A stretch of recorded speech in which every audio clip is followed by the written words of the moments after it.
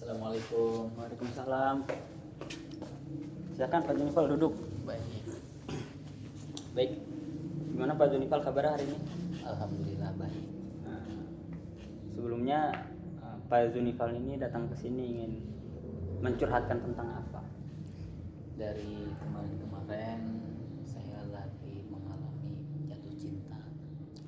Tapi ya tidak terbalaskan apa yang saya kepada seseorang yang saya cintai itu. Oke, baik. Mungkin sebelum kita membahas tentang masalah yang dialami oleh Pak Junifal ini, mungkin kita berdoa dulu ya, agar acara konseling kita ini dimudahkan oleh Allah. Amin. Bismillahirrahmanirrahim. Fatihah.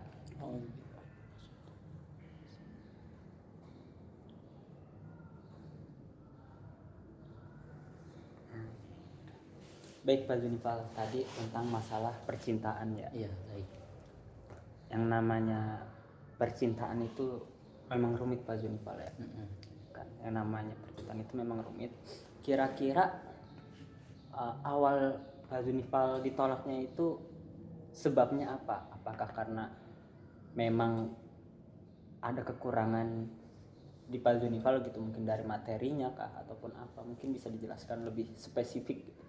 Nah, kalau untuk mempersalahkan ditolaknya kenapa? Karena apa? Karena dari pihak perempuan pun tidak menceritakan hal itu. Karena memang saya cukup sudah menyimpan lama perasaan terhadap perempuan yang saya sukai, sampai hati saya pengen mengungkapkan, kurang lebih itu setengah tahun. Dan pada akhirnya ketika saya mengungkapkan perasaan yang saya pendam selama ini, jadi ya si cewek itu menolak saya dengan, mungkin bukan mentah-mentah ya, tapi menolak dengan secara baik, dengan alasan dia pengen bekerja terlebih dahulu, dengan alasan dia pengen ya, dan ada alasan yang banyak yang dia ungkapkan gitu. Oke, baik Pak. Jadi mungkin kalau misalkan kita lihat dari apa yang Pak Junifal ceritakan itu mungkin merujuk kepada hal dunia gitu kan, karena emang pengen bekerja yang dimana emang itu bagus untuk kehidupan kedepannya si perempuan dan juga kehidupannya si bapak.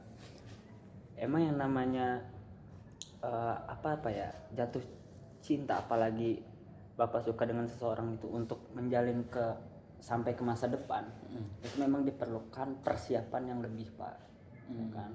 Apalagi dengan kayak misalkan mahar, untuk maharnya ataupun apa-apanya. Jadi emang bagusnya gitu kan, sebelum kita benar-benar bisa mencintai seseorang, kita itu harus lihat ke diri kita sendiri dulu, apakah kita ini benar udah mampu untuk menghidupi dia ataupun belum.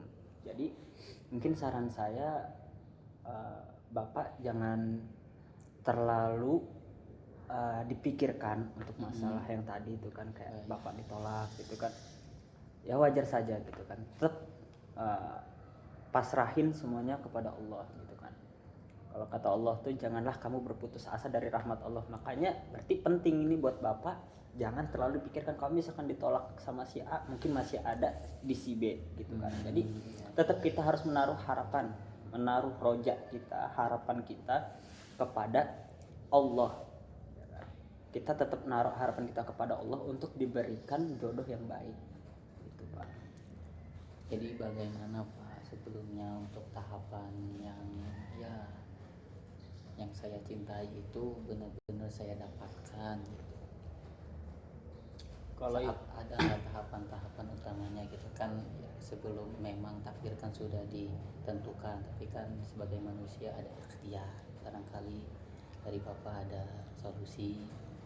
Mungkin kalau dari saya, yang solusi yang saya bisa berikan kepada Pak Junifal, tetap berusaha dengan semampunya Bapak gitu kan. Sebagaimana Allah bilang itu kan dalam Quran itu, inna ma'al usri yusra, ya kan? Di balik kesulitan itu pasti ada kemudahan. Jadi intinya selagi Bapak mau berusaha, Allah pasti Bapak kasih jalan.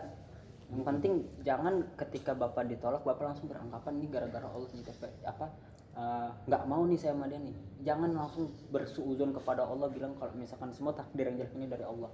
Sebab Allah Subhanahu wa taala itu juga bilang dalam hadis qudsi, ana inda dzoni abdi bi, saya ini tergantung prasangka hamba saya. Jadi kalau misalkan Bapak berprasangka kepada Allah, apa namanya, saya ditolak gara-gara ini, gara-gara itu, langsung bersuuzon sama Allah, nah ini takutnya kacau buat Bapak sendiri. Jadi saran saya tetap berusaha, tetap berhusnuzon sama Allah. Mungkin kalau misalkan ditolak berarti Allah sudah mempersiapkan yang lebih baik lagi untuk Bapak, mungkin gitu Pak.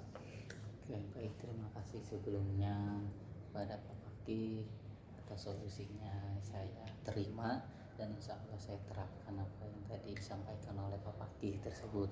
Baik, mungkin kita cukupkan ya. Baik. Untuk masa konseling ini kita juga berdoa sama Allah, mudah-mudahan Bapak bisa mengamalkannya, dan saya pun juga yang memberikan nasihat bisa berguna untuk Bapak. Silahkan Bapak berdoa gitu kan, memimpin doa agar kita bisa mengamalkan apa yang tadi saya sampaikan, dan saya pun juga bisa bermanfaat untuk Bapak.